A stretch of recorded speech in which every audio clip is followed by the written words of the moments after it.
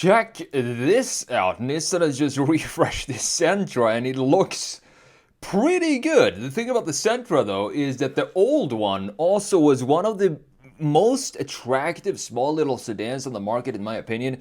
I mean, look at it. SR trim right here. It has clean graphics, nice line flow in this design. The new one looks very, very chiseled as well. It's essentially the same car underneath. They just reshaped the metal on top of this package. So what we're gonna do is have a look at the front, side, the rear, the interior as well, which some say is an improvement. I'm not entirely sure. I'm gonna have to, I haven't really looked into detail what's going on with these interiors here. So we're gonna do that later in the video. But Nissan, I think with the exterior design, I think this still looks very, very cool. Specifically when you go in this SR trim. You can get it in some other trim as well. Some, I mean, non-SR obviously, which looks a little more, you know, standard or boring, if you want to call it that. So before we do that, let's have a look at what this is all about. So from this article from Car Scoops, I'm going to link it down below as always. So Nissan gave the Sentra 2026 looks, but left the power in 2016. So Nissan's new compact sedan is an update of the old car. Not an all-new car, but could get a hybrid option later on. Major visual updates for 2026. You can see the front end here in this SR trim with this black aggressive face and this new daytime running lights. It looks like it's been ripped here by the Predator and claws in the front end, looking pretty cool. So you have one drivetrain though, and that option is the 149 horsepower 2-liter with a CVT. Now this is one car that would benefit a lot from just, you can keep the 150 horsepower. I know it's not a lot in today's markets, but just give it a manual. Just give it some excitement, you know, just a splash of excitement for this drivetrain. But instead we have 150 horsepower plus a CVT, so probably not the most exciting vehicle to drive. Before long, it could also become the last car standing in Nissan's US lineup, with the Versa scheduled to bow out at the end of the year, and the Altima's future still up in the air. I wish they kept the Altima. I do like that design as well. Now Nissan has dropped details of the US market Sentra, including shots of the vastly improved, I guess they say vastly improved dashboard here and infotainment system. I'm not sure I agree with that. Here we have some press photos of this, and I would just say to Nissan that they should probably hire a new press photographer. Just give me a clear 3/4 front view, clear 3/4 rear view, not with the same color in the background. That's the color of the car. You can see the red tones here in the background, and then we have a red car. It makes the car not stand out. So I just want to have it in the studio settings. 3/4 rear view, 3/4 front view, clear side view, and a shot of the interior. That's all I need. These angles here, like a top angle, 3/4 front view, not even 3/4, and this is in the shade, so I can't see the design here because it's too dark. Decent side view, even though the background is way too messy here. I mean, I'm going off a sidetrack here, but I'm just not happy with these press photos. I mean, they should have done way better than this because it is a cool design. But we have the spoiler here in the back for the SR trim, looking very cool, and the taillights look great as well. Guess what they added for 2026? Can you take a guess? The trend of the last almost decade now. Yes, they slapped on a light bar here in the rear.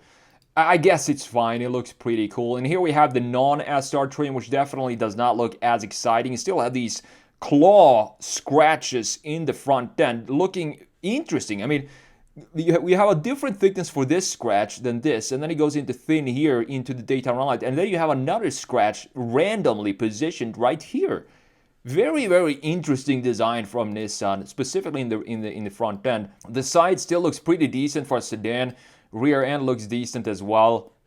But these rips right here, very, very nice, with the chamfers going around the key graphics as well. The new one has a more techy looking face that reminds of the Aria electric SUV and looks particularly good with the blackout treatment, of course, as you get with the SR. package or SR trim. You have a new C-pillar treatment, the addition of a traverse light bar across the tail. We talked about that. Go for the SR and you get a trunk lid spoiler as well as a black. Of course, you gotta be black still. Nissan is not jumping, has not got the memo. The black wheels are starting to get a little overdone, so they're still putting black wheels here. 18-inch wheels and a two-tone roof as well. Now look at the interior here. To me, it's not a bad looking interior. I'm just sick and tired of these dual screens that we have. 12.3 inches. Yeah, it's 12.3. Like it's such a every single car just looks exactly the same in the interior now. It's very, very sad to see that we're moving into this. I mean, we moved into this for a while now, but you know me, I just want to bring back some old school gauges, but that's just me. Maybe I'm old school. I don't know. But it looks like we still have some physical buttons here. I think we're gonna zoom in and Photoshop in a minute. So the model year 25 Sentra's traditional gauge cluster cowl and squarish tablets touchscreen have been junked for a long slab of glass that joins both the cluster and the new 12.3-inch widescreen infotainment. You got a 12.3-inch gauge cluster for the higher trims. The lower trims, though, so the lower trims, I do believe, get the same old gauge cluster that the previous model had, or similar to that. And honestly, I think I would go with that. If I could choose to get that with an SR, that's what I personally would go with. Base cars miss out on the 12.3-inch gauge cluster. Every single new Sentra get Android Auto and Apple CarPlay. That is great to hear. Now, for the powertrain here, this is the problem with the Sentra. It's just way underpowered when it comes to power and horsepower and torque as well. So you got naturally aspirated 2-liter inline 4, 149 horsepower, 146 pound-feet of torque, 0 to 60 about 9 seconds.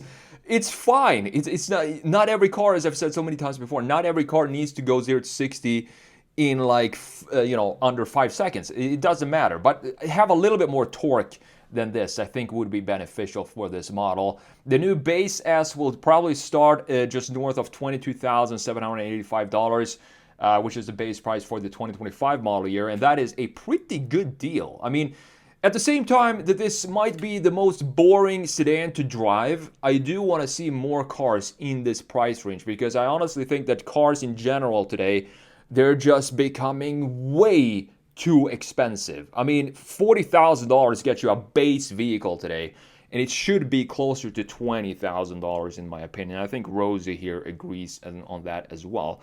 So with that said, let's jump into Photoshop here. And Rosie, I gotta do some sketching here now, okay, Rosie? So let's see if we can move you down here. You can sit there, that is totally fine. So let's jump into Photoshop here, and let's see what we have going on with this design. So front end design of the new Sentra. Rosie, come on, friend. Come on. There we go. So the front end of the new Sentra looks, as I said, it looks very, very good. But I also thought that the old one, I'm not sure I prefer, honestly, the new one here over the old one, because the old one looked very nice. I mean, clean, super clean design with the nice line flow in the hood here coming down from the A-pillar. We have beautiful lines in the side as well. Look at this muscle over the rear axle. Even though we only have 150 horsepower, Nissan said it still needs to be planted properly in the back. Love to see it. The front end design with the clean graphics here as well, looking very, very nice. You have the V-Motion grille as well, typical for Nissan, and then you also have these intakes on the side that look a little bit, maybe a little too static for my personal taste. You also have the two-tone roof here coming down from the A-pillar, of course, going down into the front axle. Looking at the new one here, as we said, they just restyled the shell for this. Pretty much everything underneath is exactly the same as the 2025 model year up top. But now we lose some of this beautiful, elegant, curvy lines that I really liked about the old Sentra. Now we still have a line here in the hood, and we also have this muscle going in a different direction. Instead of going upwards now, it kind of creates a shelf here. Same goes for the rear end. You can see this shelf here and this interesting line that goes upwards into the shoulder line. Very, very interesting design.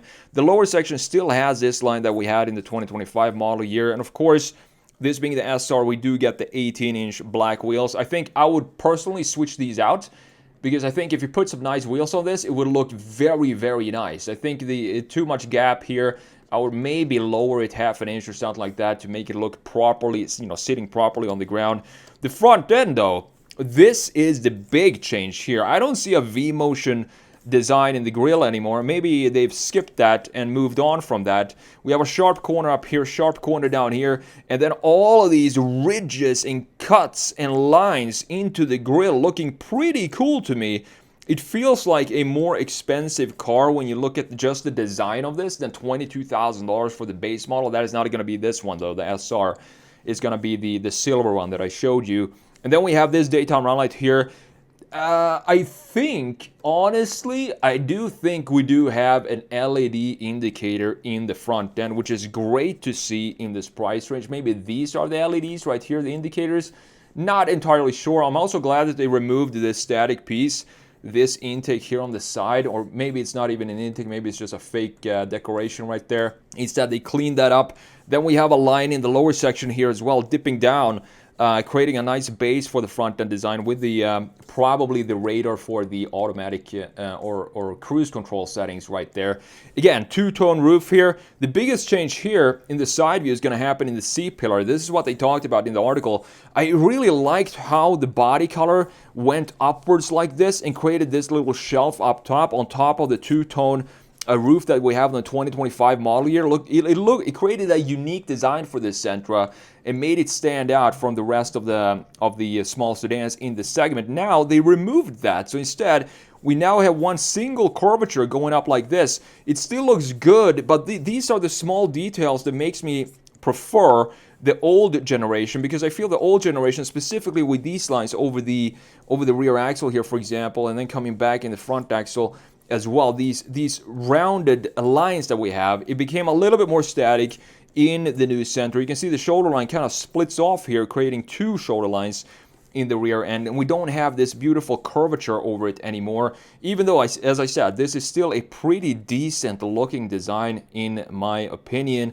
And of course, the 18-inch wheels. Just if we do this, let's just see what happens. We copy these wheels, because I do think the old wheels actually look a little better than the new one. And if we just size them up a little bit, it would look pretty sick to have these old wheels on here. Let's just do this and move these over to the rear as well. And look at that. If we just have silver wheels on this, it turns into a completely different vehicle. Looks so much better with the silver wheels. These were probably 20s or something like that.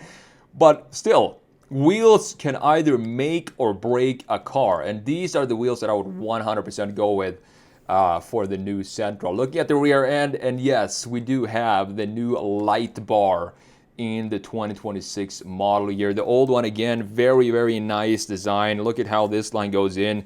Creates a bit of a spoiler up top, and a bit of an Audi nail spoiler even up top there. And then we have these lower section, clearly defined bumper as well with some black graphics right here. Visible exhaust pipe on the, I think it's just one exhaust. It's just one exhaust pipes on the side there, which is totally fine. Clean design overall. We did not have LED indicators right here, because you can see that this is the indicator right here, just regular old light bulb for that one. But in the new one, thankfully, I do think these arrays of light down here, these are probably the indicators. So I'm glad to see that finally even base cars like a Sentra for a 2026 model year is now getting full LED indicators. I mean, that should have happened a long time ago in my opinion. But still very, very nice rear end. We have a single exhaust pipe, and we have this diffuser down low for the SR model, creating a much more aggressive look. I mean, this is a pretty aggressive diffuser for 150 horsepower, I gotta say that. And then we have this bumper right here, also sort of nicely integrated and defined. Not as nice as the old one though. They're just small tweaks, they're small details that they changed that made the new one feel a little bit more static. Even though the modern graphics look great, the overall styling and the line flow is definitely what I preferred of the old one. For example, if you look at this line right here, it continued into the bumper line here. So we have a nice flow of that single line, and we sort of have that in the new. If we draw this line right here, you can barely see it because of these press photos. But if we draw this one out, it kinda connects to the bumper there as well. Now, last but not least, this interior. So this is where they said the new one is an improvement in the old one. Let's see what we got. We got physical buttons. We got a relatively small screen, not sticking up too much on the dash, even though it could have been integrated better. Nice looking vents here as well, just analog vents and dials for the temp, buttons for the fan speed, dual climate zones here, analog cluster in a housing, clear buttons on the steering wheel. Everything that I personally want to see in even a 2026 model year was in fact intact in 2025. Now look at the new one. Like two-spoke steering wheels have never ever worked for me. Never liked the design of two-spoke steering wheels. I definitely want to see a third spoke going down, something like this, just to have a base for this steering wheel. But thankfully, as you can see, we still have buttons in the steering wheel. Nice to see that. The gauge cluster does not look to be covered up too much by the steering wheel. Of course, that's going to depend on your driving position. But these corners, they're redundant because you're never going to see these corners. So we might as well create a curvature like this because it's going to be covered by the steering wheel anyway. So these corners in every single vehicle that has this setup with the dual screens, this corner can always be removed or radiused. And then we have this infotainment screen right here. And we don't have physical buttons for the climate settings. Instead, these look to be these, touch-sensitive buttons that I'm not a fan of. And then we have ambient lighting in, I think, 64 different colors or something like that. I do like the positioning of the vents right here. It looks like they have the volume knob and the camera button right here in the middle in a pretty interesting position. So we lost a couple of things here that, as you know, I still want to see in 2026. The physical buttons, the housing for the gauge cluster, the infotainment screen looks pretty decent, and I also prefer the old, steering wheel. Even though this is starting to look very dated, I don't care. To me, it just looks like a better steering wheel because thankfully we still have this third spoke. Now this is in fact coming to the States and should go on sale, I do believe, early next year.